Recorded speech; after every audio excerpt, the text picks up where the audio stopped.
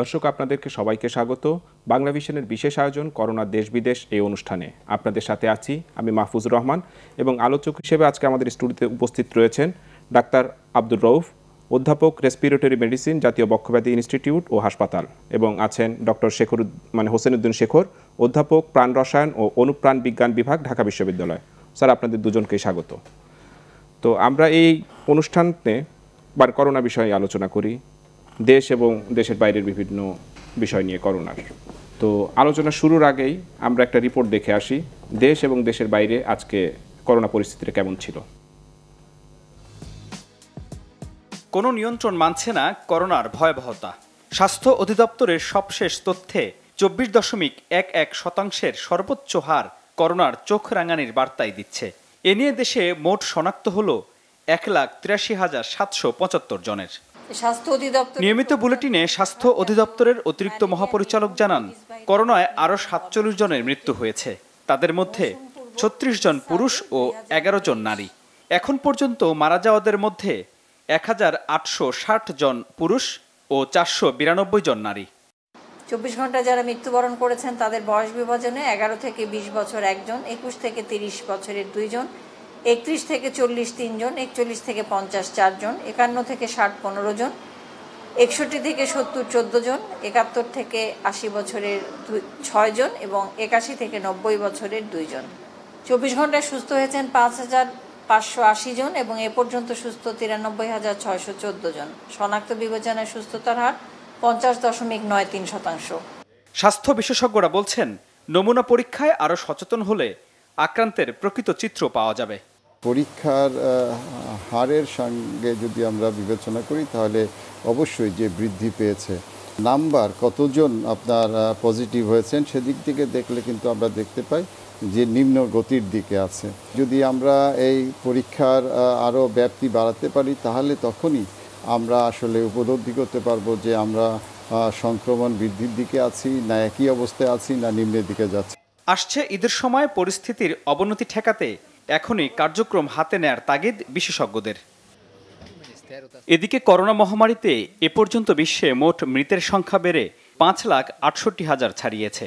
মোট আক্রান্ত 1,28,63,000-এর বেশি, আর সুস্থ হয়ে ঘরে ফিরেছেন 75 লাখেরও বেশি মানুষ। করোনায় দৈনিক মৃতের তালিকায় শীর্ষে থাকা ব্রাজিলে মৃতের সংখ্যা বেড়ে দাঁড়িয়েছে 71,500-র কাছাকাছি। মোট আক্রান্ত 18,40,000-এর বেশি। সার্বিক মৃত্যুর তালিকায় প্রথমে থাকা যুক্তরাষ্ট্রে প্রাণহানি 1,37,000 ছাড়িয়েছে, আক্রান্ত 33,55,000-এর ওপরে। মেক্সিকোতে মোট মৃতের সংখ্যা 34,000 ছাড়িয়েছে, আক্রান্ত 2,95,000-এর বেশি। বিশ্বের 213টি দেশ ও অঞ্চলে করোনা আক্রান্তের তালিকায় তৃতীয় অবস্থানে থাকা ভারতে নতুন করে শনাক্তের সংখ্যা 27,700-র বেশি। এতে আক্রান্তের সংখ্যা 8,53,000 ছাড়িয়েছে, আর মৃতের সংখ্যা 22,700-র বেশি। এছাড়াও বিশ্বে উল্লেখযোগ্য কিছু দেশে মোট মৃতের সংখ্যা যুক্তরাজ্য 44,700-র বেশি, ইতালিতে 34,900-র বেশি, ইরানে 12,800, রাশিয়ায় 11,300 এবং পাকিস্তানে 5,100-র বেশি। স্যার, রিপোর্টটি দেখলেন, আমরা এখন আলোচনা শুরু করব। ডাক্তার আব্দুর রউফ স্যার, আপনাকে দিয়ে আলোচনাটা শুরু করতে চাই। তো করোনা নিয়ে যে কোনো আলোচনায় আমরা প্রথমেই যেটা জানতে চাই যে এখন আমাদের অবস্থানটা আসলে করোনায় সংক্রমণের দিক থেকে কি অবস্থায় আছে এবং সামনের দিনগুলো কেমন হবে। যদি আলোচনার সুবিধার জন্য আমি বলি যে বর্তমানে নতুন রোগী বেড়েছে এমন দেশের তালিকায় কিন্তু বাংলাদেশের অবস্থান এখন 10 নম্বরে, এবং আক্রান্তের সংখ্যার দিক থেকে বাংলাদেশ 17তম, এবং মৃতের সংখ্যার দিক থেকে বাংলাদেশ 27তম অবস্থানে রয়েছে। তা আগামী দিনগুলো আসলে কেমন হবে? ধন্যবাদ আপনাকে। আসলে আপনারা সবাই জানেন আমরা গোটা বিশ্ব, বাংলাদেশ সহ এক করোনা মহামারীর মধ্যে দিয়ে দিনাতিপাত করছি। আসলে এটা একটা অনাকাঙ্ক্ষিত ব্যাপার এবং নজিরবিহীন ঘটনা। আসলে আমরা অ্যাজ এ হিউম্যান, মানে এই মানুষ বা এই সভ্যতা প্রস্তুত ছিল না এটাকে মোকাবেলার জন্য। তো যাই হোক, এখন আমাদের যে পরিস্থিতি যেটা চলছে, প্যান্ডেমিকের যে পর্যায়টা এখন চলছে, এটা আসলে এখন কোন পর্যায়ে চলছে এটা আসলে বলা একটু ডিফিকাল্ট। আমি আমাদের দেশের কথা বলছি। এটা আমরা এখন কি পিকে আছি না পিকে যাচ্ছি বা ডিক্লাইনে যাচ্ছি, এটা ইনফ্যাক্ট এরকম কোনো সায়েন্টিফিক যুক্তি আমরা এখন দিতে পারছি না। তার কারণ হচ্ছে এরকম একটা মোকাবেলা, মানে এরকম একটা প্যান্ডেমিক পিরিয়ডটাকে মোকাবেলা করতে গেলে আসলে আমাদের 4টা টি এর উপরে ডিপেন্ড করতে হয়। একটা হচ্ছে test, tracing, tracking and treatment. তো আমরা সবাই জানি যে দেখেন টেস্টের যে মাত্রাটা, টেস্টের যে সংখ্যাটা, সেটা কিন্তু নিঃসন্দেহে আমরা যে ওয়েতে যে প্রসেসে পড়ে আসি, নিঃসন্দেহে এটা একটা অপ্রতুল। এবং এটা যদি পর্যাপ্ত টেস্ট না করা যায় তাহলে কিন্তু আমরা আইডেন্টিফিকেশান যেটা যে ডিজিজ ডায়াগনোসিস যেটা, সেটার সংখ্যা নিঃসন্দেহে কমে যায়। কিন্তু পার্সেন্টেজ একটা যখন একটা যদি আমরা রিস্ক, একটা প্যান্ডেমিকের রিস্ক যদি আমরা জানতে চাই তাহলে কিন্তু কয়েকটা ফ্যাক্টরের উপর ডিপেন্ড করতে হয় যে এই প্যান্ডেমিকের কী কী রিস্ক ফ্যাক্টর আছে। তার মধ্যে একটা হচ্ছে, প্রথমে যেটা বলবো সেটা হচ্ছে আইডেন্টিফিকেশন, কেস আইডেন্টিফিকেশনের সংখ্যা, তার মর্টালিটি রেট কেমন, হসপিটাল অ্যাডমিটেড পেশেন্ট কেমন, আইসিইউ অ্যাডমিটেড পেশেন্ট কেমন, অ্যাট দি সেম টাইম সেটা হচ্ছে টেস্ট এবং ডায়াগনোসিসের রেশিও। টেস্ট তো গত কয়েকদিন আমরা দেখছি টেস্টের সংখ্যাটা তো অনেক কমে গেছে। মাঝখানে আমরা 17-18 হাজার প্রতিদিন টেস্ট করেছি, গত কয়েকদিন দেখলাম 11-12 হাজার ভিতরে থাকছে। হ্যাঁ, এটাই আমি বলছি আর কি, যে দেখেন টেস্টের যখন রেশিওটা আমরা দেখতে যাচ্ছি, আজকে যে আমি ইয়েটা দেখলাম ক্যালকুলেশনটা, সেটা হচ্ছে টেস্টের রেশিও কিন্তু নিঃসন্দেহে বেড়ে গেছে। মানে টেস্ট থেকে ডায়াগনোসিসের রেশিওটা আজকে প্রায় 24-25%-এর কাছাকাছি চলে আসছে, 24.11%। এবং এইটা এই বাংলাদেশে করোনা আসার পরে সর্বোচ্চ সংক্রমণের হার, সর্বোচ্চ। সেই হিসাবে আমি বলতে পারি যে আমরা আসলে সত্যিকার অর্থে এখনো হয়তো বা পিক লেভেলে যেতে পারি নাই, আমরা হয়তো ওই রকম একটা ওয়েতে আছি। ডক্টর হোসেনউদ্দিন শেখর, আপনার কাছে যদি জানতে চাই যে সংক্রমণের সংখ্যাটা কমছে বাট সংক্রমণের হারটা কিন্তু বাড়ছে, তো এরই মধ্যে কেন এই সংখ্যাটা আজকে আমাদের কমছে? আমাদের তো ক্যাপাসিটি আরও বেশি টেস্ট করার জন্য, জনগণ কি টেস্ট করতে আসছে না? কি কারণে আপনার মনে হচ্ছে যে টেস্টের সংখ্যাটা কমছে? টেস্টের সংখ্যাটা অ্যাকচুয়ালি বিভিন্ন কারণে কমতে পারে। প্রথমত হচ্ছে যে আমাদের কিটের স্বল্পতা, এক নাম্বার। দ্বিতীয় হচ্ছে যে কিন্তু সরকারের পক্ষ থেকে তো কিটের স্বল্পতার কথা বলা হচ্ছে না। সরকার যেটা বলছে যে আমরা কেবল সাসপেক্টেড ইন্ডিভিজুয়ালগুলোকে আমরা টেস্টের আওতায় আনবো, কারণ আননেসেসারি টেস্ট করে এটা একটা অপচয়ে সামিল হবে বলে তারা মনে করে, যার ফলে যারা অনলি সাসপেক্টেড ইন্ডিভিজুয়াল তাদের ক্ষেত্রেই আপনার এই টেস্টগুলো এনকারেজ করছে গভর্নমেন্ট। আর আমার কাছে এজ এ সিভিলিয়ান আমার যে পারসেপশনটা ডেভেলপ করেছে, একে হচ্ছে যে এটা সহজলভ্য না। আপনি একটা আরটিপিসিআর হয়তো ঢাকাতে সম্ভব, কিন্তু ঢাকার বাইরের যেই ব্যাপারগুলো আছে সেখান থেকে একটা আরটিপিসিআর ল্যাবরেটরিতে অ্যাপ্রোচ করা ডিফিকাল্ট। এই লম্বা লাইন ধরে দাঁড়িয়ে থাকা, তারপর সেই স্যাম্পল সংগ্রহ করা, সেটাও আরেকটা ঝক্কির ব্যাপার। রিসেন্টলি আরটিপিসিআরের উপরে একটা কস্টও ইম্পোজ করা হয়েছে। আপনি জানেন যে যদি ল্যাবরেটরিতে পার্সোনালি যায় তাহলে 200 টাকা, আর বাসা থেকে যদি সংগ্রহ করে 500 টাকা। তো এটা আগে ছিল না, এটা একটা কারণ হতে পারে যে কারণে মানুষ অনুৎসাহিত হয়েছে টেস্ট করার ব্যাপারে। আরেকটি ব্যাপার হতে পারে যে আমরা এই যে reproduction rate of the virus, যেটা 1.05 বলা হচ্ছে, এটাও একটা কারণ 1-এর নিচে থাকলে আপনার ট্রান্সমিশনটা অনেক কম হয়। এখন দেখা যাচ্ছে যে আমরা লকডাউন কিংবা আমাদের যেই ইন্ডিপেন্ডেন্টলি আমরা যেটা করি, যে সোশ্যাল কিংবা ফিজিক্যাল আইসোলেশন, সেটা যেই মাত্রায় মেনটেন করার কথা ছিল সেটা করতে না পারাতে, এবং এই ভাইরাসটির reproduction rate in Bangladesh is 1.05, সেখানে ট্রান্সমিশন হচ্ছে অনেক বেশি, যার ফলে দেখা যাচ্ছে যে একটা মানে এই ধরনের একটা বৈষম্য, টেস্ট কম হওয়ার সত্ত্বেও 24% আমার আক্রান্ত হচ্ছে। উত্তরাঞ্চলে বন্যা, বেশ কয়েকটা জেলায় বন্যা দেখা যাচ্ছে, সেইটাও কি টেস্ট কম হওয়ার? সেটাও একটা বড় কারণ হতে পারে, কারণ বন্যায় অলরেডি মানুষ অত্যন্ত ক্ষতিগ্রস্ত। এবং সেখানে আমি যেটা মনে করি যে ল্যাবরেটরিতে এসে স্যাম্পল দেওয়া, এখন একটা কিন্তু কনসেপ্ট ডেভেলপ করছে যে কতগুলি মোবাইল ল্যাবরেটরি যদি করা যায়। আপনি জানেন যে আরটি-পিসিআর হচ্ছে একটা গোল্ড স্ট্যান্ডার্ড, যেটার মাধ্যমেই আপনার করোনাকে নিশ্চিতভাবে শনাক্ত করা সম্ভব। সেক্ষেত্রে বাংলাদেশে অনেক, আমি জানি যে প্রাইভেট এন্টারপ্রেনারশিপ ডেভেলপ করছে, যারা চিন্তা করতেছে যে একটা মোবাইল ল্যাবরেটরি করা যায় কিনা। যদি মোবাইল ল্যাবরেটরি করা যায় তাহলে সেই ল্যাবরেটরির মধ্য থেকেই আপনি ওই মোবাইল এই ল্যাবরেটরিতেই আপনি স্যাম্পল সংগ্রহ করবেন এবং উইদিন 2 to 3 আওয়ার্স আপনি ওখানেই রেজাল্টটা দিয়ে দিতে পারবেন। সেটা আপনি মোবাইল ফোনের মাধ্যমে অথবা সরাসরি তারা ফিজিক্যালি এসে নিয়ে যেতে পারবে।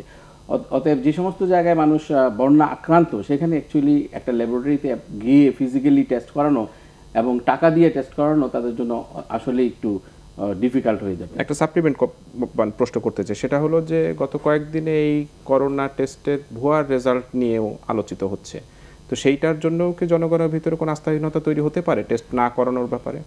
এটা অ্যাকচুয়ালি কিছুকাল আগেও ছিল না, কারণ মানুষ কখনো ভাবতে পারেনি যে করোনা টেস্ট না করিয়েই কোনো প্রতিষ্ঠান রেজাল্ট দিয়ে দিতে পারে পজিটিভ অথবা নেগেটিভ। এখানে একটা আস্থাহীনতার জায়গা তো অবশ্যই তৈরি হয়েছে এবং সেই ক্ষেত্রেও মানুষ ভাবছে যে আসলে আমরা বাসায় থেকেই, অনেক পেশেন্ট আছেন যাদের করোনা সিমটমস আছে কিন্তু তারা শনাক্ত করান না ওই যেই কারণগুলি বললাম সেগুলি, একটা টাকার কারণে, আর একটা এটা আস্থাহীনতাও আছে যে আদৌ কি আমরা সঠিক ফলাফল পাবো কিনা। বেটার তারা করোনা ট্রিটমেন্ট শুরু করে দেন বাসায় থেকেই, এদের ডাক্তারের সাথে কনসালটেশন করে অথবা তারা যে তথ্য সূত্রগুলি আছে ফেসবুক, ইউটিউব ইত্যাদির মাধ্যমে যে সমস্ত প্রেসক্রিপশনগুলি তারা পান বাসায় থেকে যতটুকু সম্ভব সেই ট্রিটমেন্ট নিতে, এবং অনেকেই এভাবে আরোগ্য লাভও করেছেন, এরকম ব্যাপারও আছে। আনটিল অ্যান্ড আনলেস কোনো ইন্ডিভিজুয়াল সিভিয়ার রেসপিরেটরি স্ট্রেসে না যাচ্ছে ততক্ষণ পর্যন্ত দেখা যাচ্ছে যে তারা হসপিটালে শরণাপন্ন হচ্ছে না কিংবা তারা কোভিড-19 টেস্টও করাচ্ছে না। রব স্যার, আপনার কাছে যদি একটু জানতে চাই, আপনারাও তো বলছেন যে যদি সিমটম থাকে টেস্ট আপনি করান বা না করান চিকিৎসার আওতায় আসেন, আপনারাও তো সেভাবে টেলিমেডিসিন দিয়ে যাচ্ছেন, রোগীদেরকে বলছেন।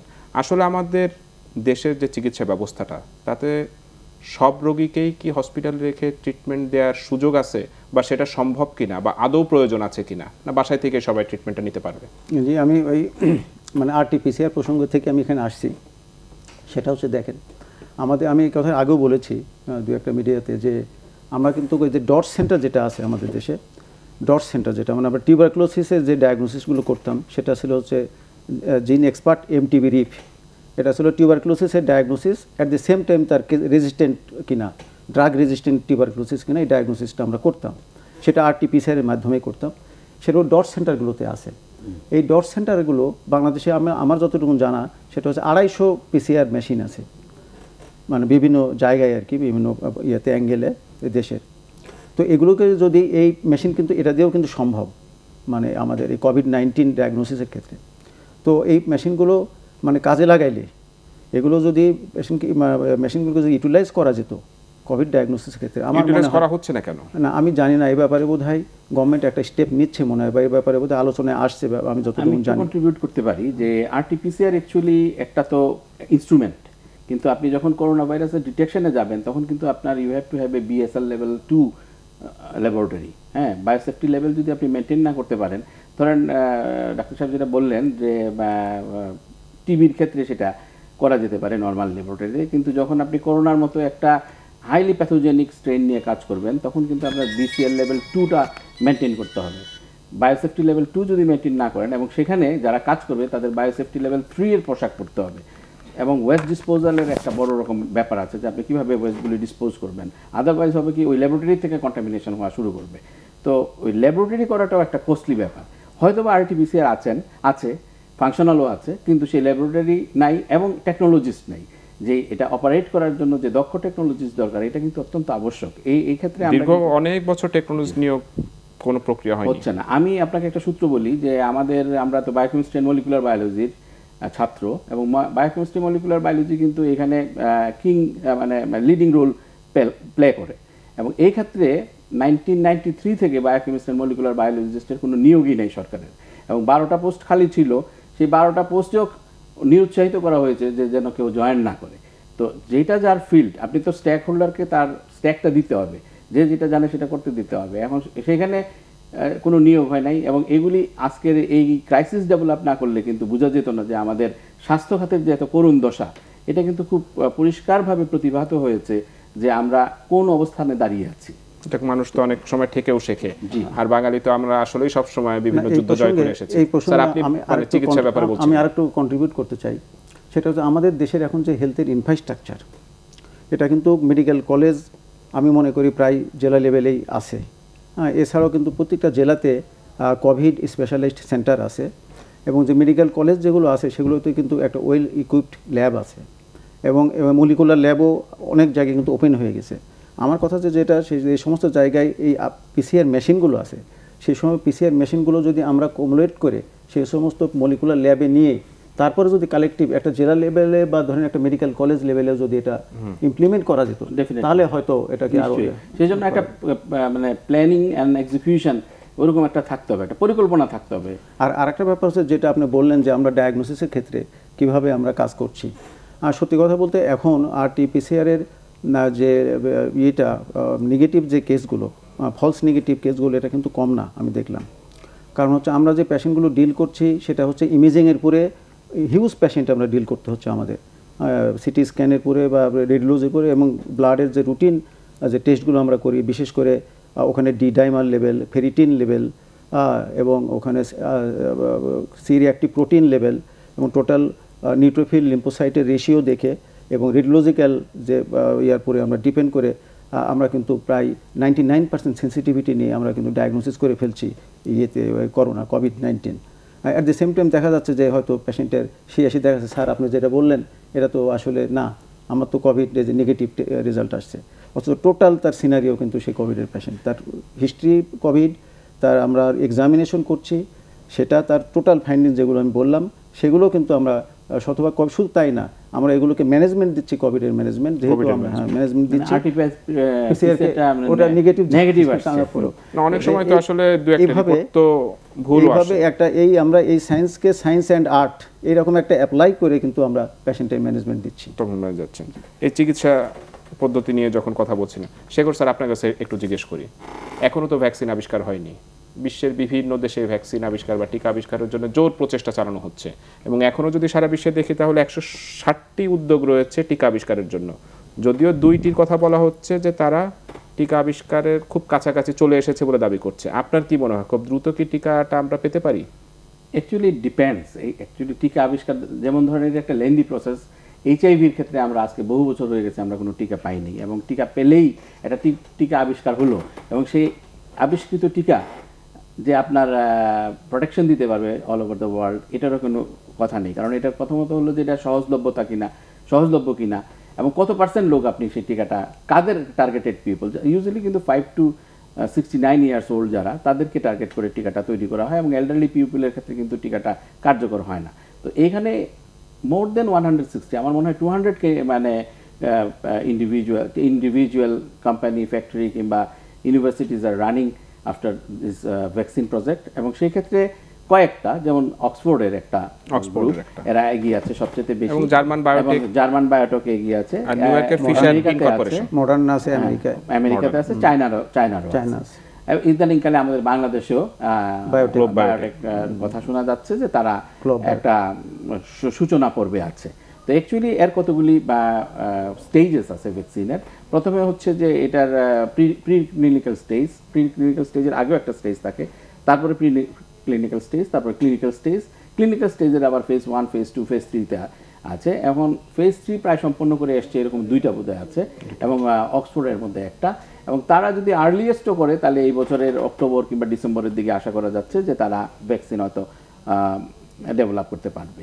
তো সেই ক্ষেত্রে আমরা যদি খুব অপটিমিস্টিক হই, যেমন আপনি জানেন অ্যান্থনি ফাউচির কথা আপনারা জানেন, যে আমেরিকার সংক্রামক ব্যাধির যিনি চিফ, উনি বলেছেন যে আর্লিয়েস্ট হলে আমরা জানুয়ারি নাগাদ একটা ভ্যাকসিন পেতে পারি।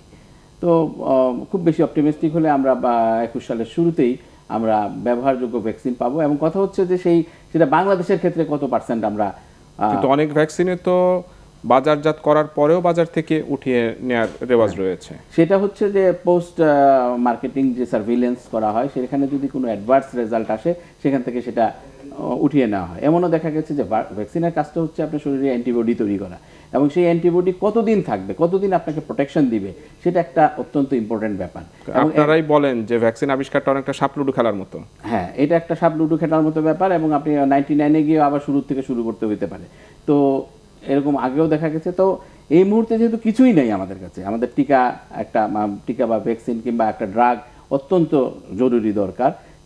এইটা চিন্তা করলে আমরা ধরেন 21 সালের জানুয়ারি নাগাদ একটা কার্যকর ভ্যাকসিন আশা করতে পারি। সেটা বাংলাদেশে কতদিনে আসবে সেটাও তো সেটা বাংলাদেশে ধরেন 20% লোক ইউজ করতে পারবে, এবং সেই ক্ষেত্রে কারা ইউজ করবে সেটাও কিন্তু ডিফাইন করেছে WHO, যে যারা হেলথ ওয়ার্কার্স, যারা ফ্রন্ট ফাইটার্স, তারা হবে সবচেয়ে সবাই আগে তারা এটা পাবে এই ভ্যাকসিনটা, বিকজ তারা করোনা ক্যারিয়ারদের সাথে অহরহ, আপনি জানেন যে বাংলাদেশে প্রায় মোর দেন 70 ডক্টরস মারা গিয়েছে বিকজ তারা ফ্রন্ট ফাইটার। তো এদেরকে আগে ভ্যাকসিনেশনের আওতায় আনতে হবে, এবং 20% অফ দ্য পপুলেশন যদি ভ্যাকসিনেশনের আওতায় আসে এবং সেটা যদি আমাদের অ্যাফোর্ডেবল হয়, তাহলে আশা করা যায় যে আমরা জানুয়ারি নাগাদ একটা, এবং বাংলাদেশ কিন্তু যারা ভ্যাকসিন ডেভেলপ করতেছে তাদের ক্ষেত্রে যে ক্যান্ডিডেট কান্ট্রিগুলি আছে, আমরা সেখানে 90তম দেশ, এবং প্রথম 89 জনকে দেওয়ার পরে 90তম হিসেবে আমাদেরকে বিবেচনা করা হবে, এবং সেই ক্ষেত্রে আমাদের হয়তো বা 20-25% লোক ভ্যাকসিনেশনের আওতায় আসবে। যাক, আমরা আশায় থাকলাম যে ভ্যাকসিন আবিষ্কারের এটা সফলতা পাক। স্যার, ভ্যাকসিন যতদিন আবিষ্কার না হবে ততদিন এই এখন যে ট্রিটমেন্ট যেভাবে দেওয়া হচ্ছে এভাবেই চলতে থাকবে? হ্যাঁ, ভ্যাকসিনের প্রসঙ্গে আমি একটু যা শেয়ার করছি অধ্যাপক সাহেবের সঙ্গে। তো আসলে মানে এই ভাইরাস বা ব্যাকটেরিয়াল ভ্যাকসিন যেগুলো, যে মানে ইতিহাস যেটা বলে আর কি, মানে এ পর্যন্ত যত আসছে, যেমন এই HBS-AG-র এগেনস্টে যে ভ্যাকসিনেশন, তারপর হচ্ছে পক্সের এগেনস্টে যে ভ্যাকসিনেশন, এগুলো কিন্তু মানে সবচেয়ে বড় ইতিহাস যেটা, সেটা হচ্ছে কোভিড-19-এর এগেনস্টে যে ভ্যাকসিনের যে মানে কার্যকারিতা, মানে চেষ্টা, সায়েন্টিস্টদের যে চেষ্টা পুরো পৃথিবীব্যাপী, এত দ্রুত একটা ভ্যাকসিন তৈরির দিকে এগিয়ে আসা, এটা কিন্তু ইতিহাসে নেই। মানে এই যে 6 মাসের মধ্যে তারা আশা করছে, বা এই 1 বছরের মধ্যে আশা করছে যে একটা ভ্যাকসিন দিয়ে যে তারা পুরো মানব সভ্যতাকে রক্ষা করবে, আসলে সত্যি এটা একটা, মানে আমি মনে করি একটা পজিটিভ দিক, এটা একটা আসলে ঐতিহাসিক একটা ঘটনা হবে।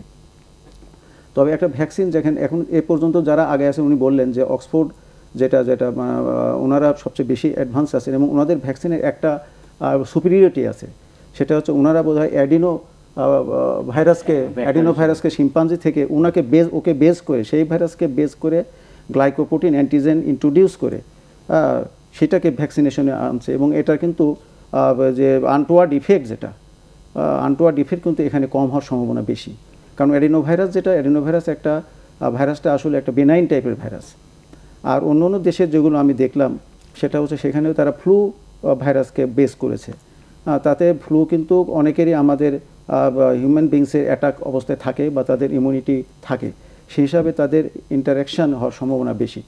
সেই জন্যই এই ভ্যাকসিনের যেটা সবচেয়ে এগিয়ে আছে, সেটা হচ্ছে যেটা বললেন উনি, সেটা হচ্ছে অক্সফোর্ড।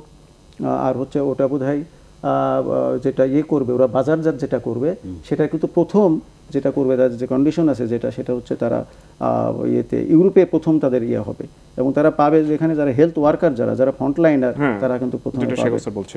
আর যেটা গাভি, যেটা উনি বলতে চাচ্ছিলেন, যেটা গাভি, যেটা গ্লোবাল যে অ্যালায়েন্স, যেটা ইমিউনিটি অ্যান্ড ভ্যাকসিনেশন, তারা কিন্তু একটা ইম্পর্টেন্ট সোসাইটি। তারা কিন্তু এই পোর কান্ট্রিগুলোকে তারা বিনা পয়সায় এই ভ্যাকসিন ডিস্ট্রিবিউশনের জন্য কিন্তু মানে এগিয়ে আছে। এখন আমাদের যেটা হবে, আমাদের বাংলাদেশি হিসাবে আমাদের সেটা হচ্ছে আমাদের কিন্তু অনেক বেশি তৎপর হতে হবে এই ভ্যাকসিনেশনের এই পিরিয়ডটা, এই ভ্যাকসিনেশনকে যে আমরা বাংলাদেশে আনতে পারবো, এই ব্যাপারে কিন্তু আমাদের যারা আছেন, অর্গানাইজার যারা আছেন, বা এই ব্যাপারগুলো যারা তত্ত্বাবধানে যারা আছেন, তাদের কিন্তু অনেক বেশি অ্যাক্টিভ হতে হবে, যে এই কত দ্রুত এটাকে আমরা গাভীর যে অ্যাসোসিয়েশন যেটা আছে তাদের সঙ্গে একটা লিঙ্ক, এবং আমার মনে হয় দৈনন্দিন একটা থাকা উচিত, যেটা যেন আমরা অতি দ্রুত যেন এটা তৃতীয় বিশ্বের একটা মানে দেশ হিসাবে আমরা যেন এটা পাই। স্যার, যতদিন ভ্যাকসিনটা না পাচ্ছি ততদিন ট্রিটমেন্টটা, হ্যাঁ, যতদিন ভ্যাকসিন আসবে না, সে ব্যাপারে তো আমরা মানে চিকিৎসক হিসাবে আমরা তো নিঃসন্দেহে কাজ করে যাচ্ছি, ফ্রন্টলাইনার হিসাবে চিকিৎসক, এবং আমাদের যে সহকর্মীরা যারা আছেন, নার্সেস, আয়া, তারপর হচ্ছে ক্লিনার্স, সবাই মিলে কিন্তু আমরা পেশেন্টের সেবা দিয়ে যাচ্ছি। এখন আমাদের যেটা, সেটা হচ্ছে আপনি জানেন যে এই কোভিড আক্রান্ত পেশেন্টের কিন্তু 80% পেশেন্ট কিন্তু তারা হচ্ছে হোম আইসোলেশনে বা সিম্পল সিমটোমেটিক ট্রিটমেন্ট নিয়েই কিন্তু ভালো হয়ে যাচ্ছে। কিন্তু 20% যে পেশেন্টগুলো moderate to severe and very severe যে সিমটম, এই পেশেন্টগুলো কিন্তু হসপিটালাইজড হতে হচ্ছে, এবং হসপিটালাইজড হলেই যে সেই সব পেশেন্টই কিন্তু ক্যাটাগোরাইজড হয়ে যাচ্ছে। কিছু পেশেন্ট কিন্তু আইসোলেশনে হসপিটালে যে ক্যাবিন লেভেলে থেকে, সেখানে আমাদের কিছু ট্রিটমেন্ট, বিশেষ করে অক্সিজেন, বা আমরা হয়তো একটা ওখানেও আমাদের কিন্তু ট্রিটমেন্টের লেভেল ভাগ হয়ে যাচ্ছে। যেমন ক্রিটিক্যাল পেশেন্টের এক লেভেলের ট্রিটমেন্ট এবং আমরা নন ক্রিটিক্যাল যেগুলো মডারেট সিমটম সেগুলো কিন্তু আমরা এই 20% যে রোগীদের কথা বললেন সেই 20% রোগীদের চিকিৎসা দেওয়ার মতো সক্ষমতা বা ইনফ্রাস্ট্রাকচার কি আমাদের রয়েছে? না, এখানে তো এখন আমাদের আগের যে প্রথম দিকে যে আমাদের একটু ক্যাজুয়ালিটি যেটা হচ্ছিল সেটা কিন্তু অনেক কেটে উঠেছে। এখন কিন্তু আপনি কোনো বেসরকারি বা সরকারি ইনস্টিটিউশনের কথা বাদ দিলাম, প্রতিষ্ঠানের কথা বাদই দিলাম, তারা তো সবসময় তৎপর, তারা সবসময় তো মানে অ্যাডভান্স। কিন্তু আমাদের যে কথাগুলো হচ্ছিল যে নন গভর্নমেন্ট যে হসপিটালগুলো আছে তারা এ ব্যাপারে হয়তো রিল্যাক্টেন্ট, কিন্তু এখন এর সেই সুযোগ নাই। এখন নন গভর্নমেন্ট হসপিটালগুলো আমি কোভিডের চিকিৎসা করব না অথবা আমি নন কোভিডের চিকিৎসা করব না এটা বলার সুযোগ কিন্তু এখন আর নাই। কিন্তু সেটা না বললেও তো অনেকে বেশি চার্জ করছে, পরীক্ষার নামে বেশি পয়সা নিচ্ছে, এরকমের অভিযোগও তো রয়েছে। না, সেটা তো আছে, সেটা তো ভ্যারি করেই, সেটা তো ভ্যারি করে, কিন্তু সেটা তো সুপারভিশন দরকার। সেটা যেন না আসতে পারে, এটা তো তার একটা ড্রব্যাক একটা। কিন্তু আমাদের যে ম্যানেজমেন্ট, আমাদের যে ট্রিটমেন্ট, এই জায়গায় এটা তো বসে থাকবে না। একটা পেশেন্ট তো আসে আমাদের কাছে, আসে অসহায় হয়ে আসে, আর তারা তো চায় ম্যানেজমেন্ট। সেটা আমরা তো ম্যানেজমেন্টের জায়গায় আমরা একজন ক্লিনিশিয়ান হিসাবে, আমরা ফিজিশিয়ান হিসাবে, এটা তো একটা অথরিটি, হসপিটাল অথরিটির ব্যাপার, তার হসপিটালের যারা ইয়েতে আছেন, ম্যানেজমেন্টে আছেন তাদের ব্যাপার। কিন্তু আমি আমার চিকিৎসক হিসেবে আমি বলবো আমরা কিন্তু বসে নাই। আমরা সরকারি লেভেলে যারা আছেন এবং বেসরকারি লেভেলে আছেন সবাই কিন্তু এখন আমরা কিন্তু মানে হাতে হাত মিলে ঘাড়ে ঘাড় মিলে কিন্তু আমরা সেবা দিয়ে যাচ্ছি। স্যার, আলোচনায় আবার ফিরবো। তার আগে অনলাইনে যুক্ত আছেন সাবেক স্বাস্থ্যমন্ত্রী অধ্যাপক ডাক্তার আফম রুহুল হক। স্যার, কি আপনি আমাকে শুনতে পাচ্ছেন? হ্যাঁ, শুনতে পাচ্ছি, ধন্যবাদ। স্যার, আপনার কাছে প্রথমেই যে জিনিসটা জানতে চাচ্ছি যে গত কয়েকদিনে স্বাস্থ্য খাতে বেশ কয়েকটা অনিয়ম নিয়ে গণমাধ্যমে রিপোর্ট এসেছে। তো এই অনিয়মটা নিয়ে স্যার আপনার মন্তব্যটা আগে শুনবো, পরবর্তীতে বাংলাদেশ পরিস্থিতিটা নিয়ে স্যার আপনার কাছে একটু মতামত জানতে চাইবো। প্রথমে অনিয়ম নিয়ে আমি বলবো, আমি বাংলাদেশ সরকারকে ধন্যবাদ জানাই এবং তারা যে অনিয়মগুলো ধরে সামনে এনেছেন সেজন্য তারা ধন্যবাদ পাওয়ার যোগ্য। সকল সময় সকল দেশে কিছু দুষ্ট মানুষ থাকে, কিছু দুষ্ট মানুষরা সকল সময় অর্থনৈতিক ব্যবস্থাপনার মধ্যে থেকে তারা এই সবকিছুর মধ্যে থেকে এই অর্থ আয় করার ব্যবস্থাপনা করে এবং তারই একটি রূপ আপনার এই যে গত কয়েকদিন ধরে আমরা দেখছি, বিশেষ করে দুটি জায়গায় জিকেজি এবং রিজেন্ট হসপিটাল। এবং এরা এই রিজেন্ট হসপিটালের যে সাহেব, তার সাথে ছবি নেই এমন কোনো লোক পাওয়া বাংলাদেশে খুব মুশকিল। তারপরেও তার কানেকশন সকল জায়গায় থাকা সত্ত্বেও তাকে যে এই ব্যবস্থাপনার মধ্যে আনা হয়েছে, এটি বাংলাদেশ সরকারের আমি মনে করি অত্যন্ত একটি পজিটিভ দিক। আমরা মাননীয় প্রধানমন্ত্রী যে ডিক্লারেশন দিয়েছেন যে কোনো অব্যবস্থাপনায়, যে কোনো অর্থনৈতিক দুর্নীতি, যে কোনো কিছু, বিশেষ করে কোভিডের এবং স্বাস্থ্য ব্যবস্থায় অর্থনৈতিক কোনো দুর্নীতি হলে সেখানে জিরো টলারেন্স, এটি তার প্রমাণ। সুতরাং আমি প্রথমে বলি যে এটি অব্যবস্থাপনা হয়েছে ঠিকই, যে দুর্নীতিগ্রস্ত কিছু মানুষ তারা এইসব সুযোগ নিয়ে কাজ করে এবং তাদেরকে ধরাই আমাদের দায়িত্ব। সরকার সে কাজটি করেছেন, সুতরাং আমি তাদেরকে ধন্যবাদ জানাই। এবং এমনি যদি আরো কিছু থেকে থাকে সরকার নিশ্চয়ই সে ব্যবস্থাপনা করবেন এবং স্বাস্থ্য মন্ত্রণালয় এবং ডিজি অফিস যাদেরকে আরো তদারকি বাড়ানোর দরকার, যে এইরকম ব্যবস্থাপনার মধ্যে মানুষকে কোনো এর মধ্যে ফেলে এই টাকা পয়সা আয় করার জন্য আরো কোনো চক্র কাজ করে যাচ্ছে কিনা। বাংলাদেশের বর্তমান পরিস্থিতি আমি বলবো মোটামুটি ভাবে ভালো। আমাদের মৃত্যুর হার দেখেন, মোটামুটি আমরা 1.233 এর কাছাকাছি আছি। আমরা গত কয়েকদিন ধরে আমাদের সংক্রামকের হার একটু কমে এসছে, সেটি হয়তো তাতে আরো কয়েকদিন গেলে বোঝা যাবে যে যেহেতু আমাদের স্যার সংক্রমণের সংখ্যাটা কমেছে, স্যার হারটা তো আজকে সর্বোচ্চ 24.11, সংখ্যাটা কমেছে এবং টেস্টের সংখ্যাও কিন্তু স্যার অনেক কম করেছে, কিন্তু আমাদের আক্রান্তের সংখ্যার পার্সেন্টেজ অনুপাতে বেশি। কিন্তু সেটির সাথে আমাদের যেহেতু টেস্ট সংখ্যা কমেছে, সেটির সাথে এটি জড়িত কিনা আরো কয়েকদিন গেলে এবং আমাদের যদি টেস্টের সংখ্যা আগের মতো আরো কিছু বাড়ে তখন আমরা বুঝতে পারবো। কারণ এক্ষুনি কমেন্ট করা খুব মুশকিল। তবে এই হারে যদি সত্যি কমতে থাকে তাহলে তো ডেফিনেটলি পজিটিভ সাইন। তবে যেহেতু আমাদের সবকিছু খোলা, আমাদের সমস্ত জনগণ মাঠে মাঠে ঘুরে বেড়াচ্ছে, রাস্তাঘাটে ঘুরে বেড়াচ্ছে, সুতরাং এইখানে সংক্রমণ একেবারে যে নিচে নেমে আসবে, আমি চিকিৎসক হিসেবে এটি আমি মনে করি বোঝা আমার জন্য খুব মুশকিল। আমি চিকিৎসক হিসেবে তো চাইবো সবাই ঘরে বন্দী থাকুক, আমি চিকিৎসক হিসেবে চাইবো যে কেউ বাইরে বেরিয়ে না আসুক, কিন্তু আমাদের অর্থনৈতিক ব্যবস্থাপনাটাও দেখতে হবে। আমরা সবাই ঘরে বন্দী থাকলে কিন্তু আমাদের অর্থনৈতিক ব্যবস্থা একেবারে মুষড়ে পড়বে এবং সেখানে আমরা কাজ করতে পারবো না। সেই জন্যই আমাদের সেদিকেও নজর রাখা দরকার। বিশেষ করে আমাদের ঈদ আসছে, সেই ঈদে একটি বিরাট অর্থনৈতিক ব্যবস্থাপনা আমাদের গরুকে কেন্দ্র করে হয়, সেটিকে আমরা কিভাবে চালু রাখতে পারবো? আমাদের চামড়ার ব্যবসা এটার সাথে জড়িত। আমাদের যে সকল সাধারণ মানুষ গরু পুষে সেটি বিক্রি করে কিছু অর্থ উপার্জন করে সংসার চালায়, সেটিকে কি করে চালু রাখতে পারবো? এদিকে নজর রেখে স্বাস্থ্য ব্যবস্থা, স্বাস্থ্যবিধি মেনে এই জিনিসটি কি করে কাজে লাগানো যায়, সেটি হবে সবচেয়ে আমাদের বড় চ্যালেঞ্জ। এবং আমরা যেটা শুনছি আমাদের বিভিন্ন পর্যায় থেকে যে স্বাস্থ্যবিধি মেনে চলবার জন্য ব্যবস্থাপনা করা হচ্ছে, সেটি যদি সত্যি করতে পারি আমরা, তাহলে তো আমরা এগিয়ে যেতে পারবো। আর যদি তা না হয় তাহলে কিন্তু সংক্রমণ বাড়বে, এটি কিন্তু আমাদের বুঝতে হবে। স্যার, কিন্তু গত ঈদেও আমরা দেখলাম যে মানে শহর থেকে যেভাবে গ্রামে মানুষ গেল, এবারের ঈদেও যদি আসে তাহলে সামনের দিনগুলোতে একটা আশঙ্কার কারণ হবেই। অবশ্যই হবে। এবং আপনারা বারবার স্বাস্থ্যবিধির কথা বলছেন, তারপরও তো জনগণ যে সবাই সাড়া দিচ্ছে সেটা তো বলা যাবে না। এটি আমার কাছে চিকিৎসক হিসেবে, ডাক্তার হিসেবে, একজন স্বাস্থ্যকর্মী হিসেবে আমার কাছে সবচেয়ে আশ্চর্যজনক। আপনারা যে কটা মিডিয়া আছেন দেখেন, আজকে 6 মাস ধরে একেবারে প্রতিদিন কত ঘন্টা করে আপনারা এই স্বাস্থ্য ব্যবস্থার কথা, কি করতে হবে, হাত ধুতে হবে, মাস্ক পরতে হবে, প্রচার করে আসছেন। কিন্তু এক শ্রেণীর মানুষকে আমরা কিছুতেই এর মধ্যে আনতে পারিনি। তারা কিছুতেই মানতে চায় না। এরা বলতে চায় আমার হবে না, আমি ভালো আছি। এই যে ব্যবস্থা, এই যে অবস্থা আমাদের মানুষের মধ্যে, এই জায়গাটাই কিন্তু আমাদের সবচেয়ে কন্ট্রোল। যার কোনো সিমটম নেই, এরকম 30-40% মানুষ এটা ক্যারিয়ার, তারা কিন্তু সমাজে ঘুরে বেড়ায়। তারা মনে করে আমি তো ভালো আছি, আমাকে কেন ঘরে বন্দি থাকতে হবে? কিন্তু তারা যে ক্যারি করছেন তারা মানতে চান না, যতক্ষণ পর্যন্ত তিনি আক্রান্ত না হচ্ছেন। এবং সেই জন্যই বলা হচ্ছে যদি সবাই মাস্ক করে, সবাই, if everybody is wearing mask, তাহলে কিন্তু 70-80-90% সংক্রমণ আমাদের বন্ধ করা সম্ভব। সকল জায়গায় সবাই যদি মাস্ক পরাতে পারতাম, তাহলে কিন্তু আমাদের বাইরে বেরোলেও আমরা সংক্রমণের হার কমিয়ে আনতে পারতাম। কিন্তু এটিও কিন্তু আমরা করতে পারছি না। সুতরাং আমাদের মানুষকে যদি শক্তভাবে লকডাউন করা এখন আর সম্ভব বলে আমি মনে করি না। সুতরাং মাস্ক পরা এবং মানুষকে একটু মাঝে মাঝে জোর দেওয়া করতে হয়, তাহলে না মানুষ শোনে না।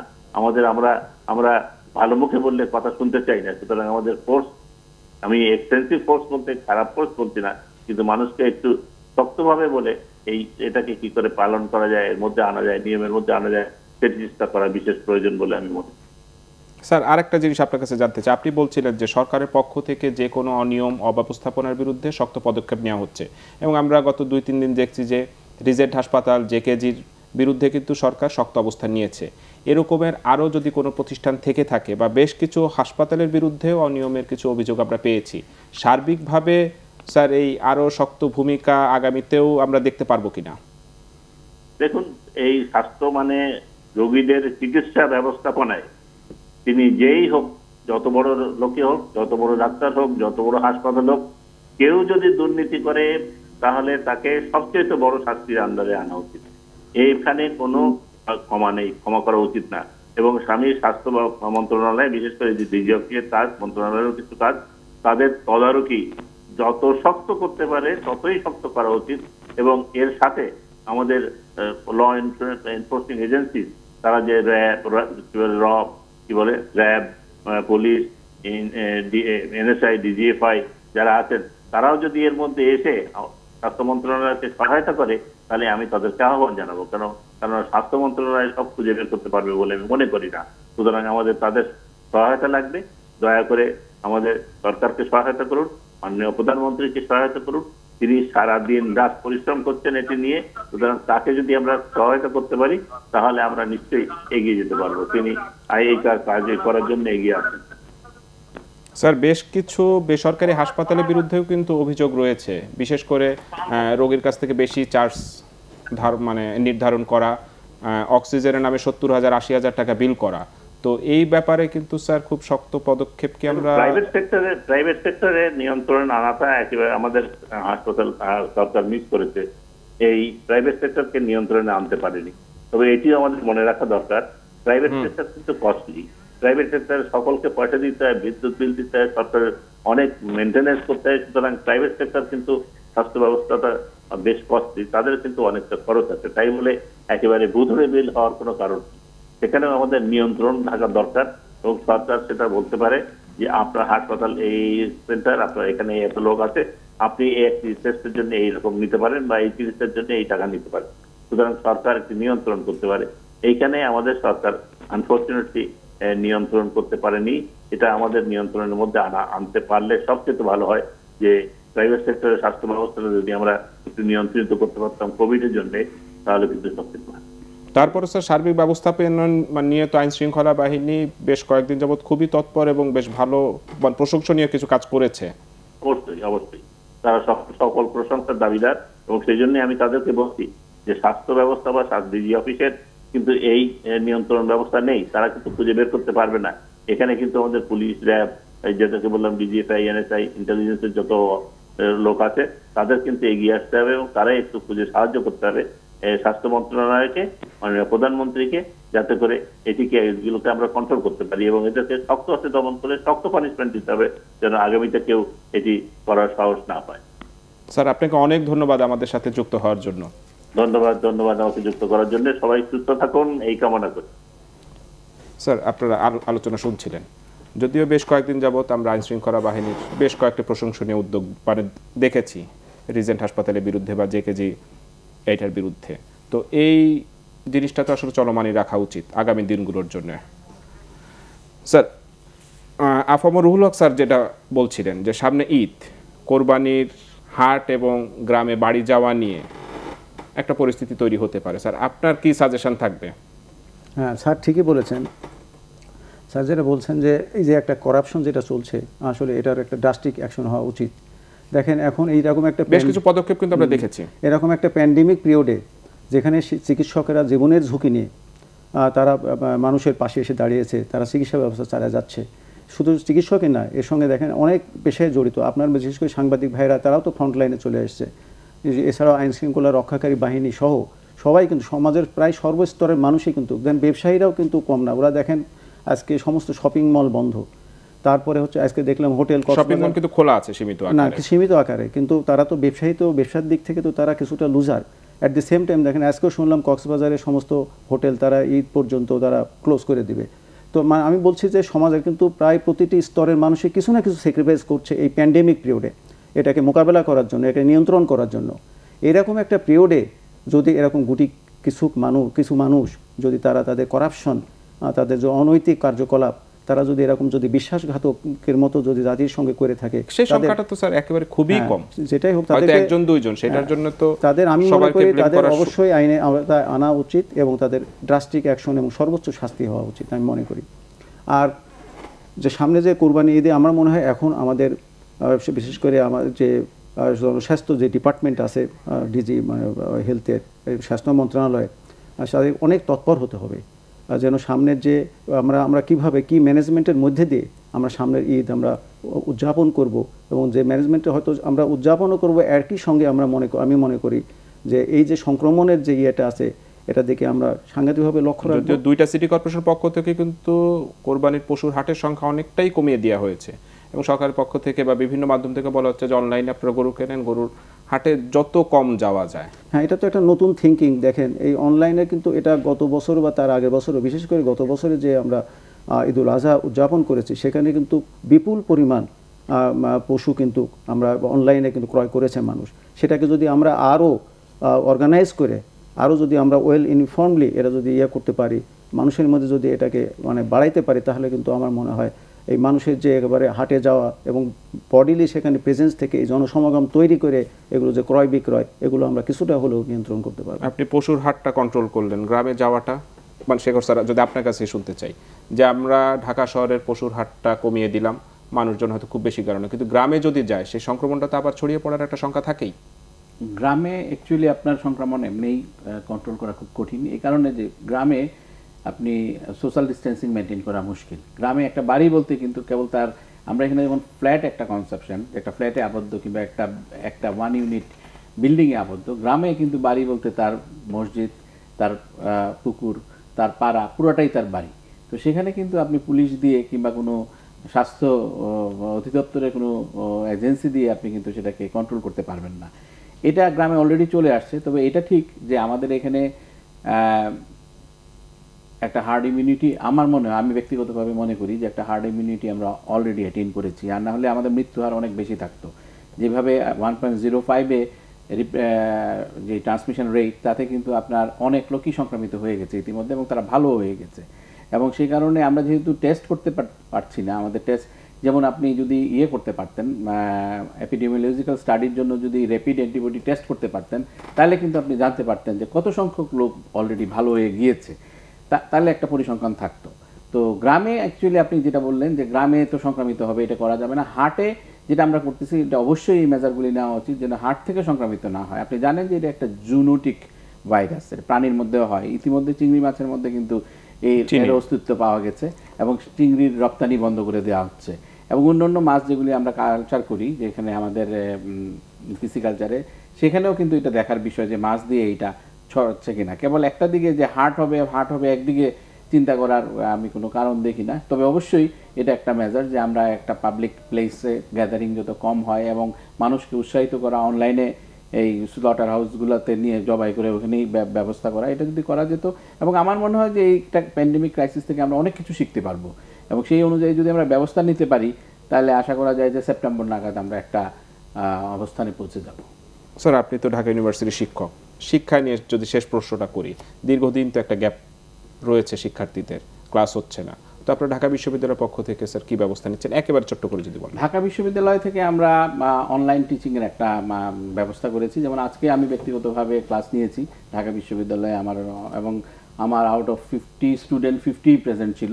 কারণ আপনারা জানেন যে অনলাইনে ক্লাস নেওয়াটা সুবিধাজনক এবং যদি আনইন্টারাপ্টেড আপনার কানেকশন থাকে, তাহলে অনলাইনে কিন্তু অধিকাংশ ক্লাসই নিয়ে নেওয়া যায়, অ্যাকসেপ্ট দ্য প্র্যাকটিক্যাল ক্লাসেস। প্র্যাকটিক্যালগুলো তো আর নেওয়া যাবে না।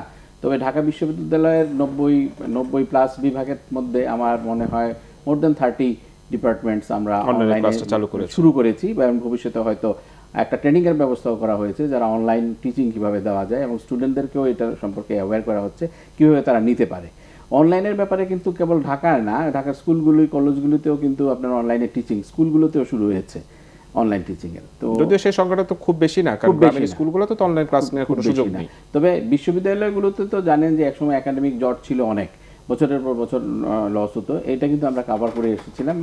আমরা আশা করি যে এখানে যদি 6 মাসও আমরা বন্ধ রাখি বিশ্ববিদ্যালয়, সেটা কভার করা সম্ভব, আমরা কভার করে ফেলতে পারি। স্যার, আমার সময় একেবারেই শেষ হয়ে গেছে অনুষ্ঠানে। স্যার, আপনাদের দুজনকে ধন্যবাদ স্টুডিওতে আসার জন্য। দর্শক, এই ছিল আজকের আলোচনা।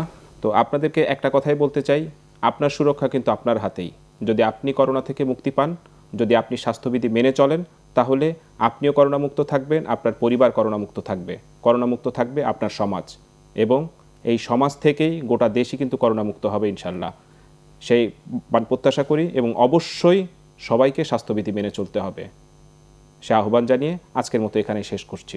সবাই সুস্থ থাকুন, ভালো থাকুন।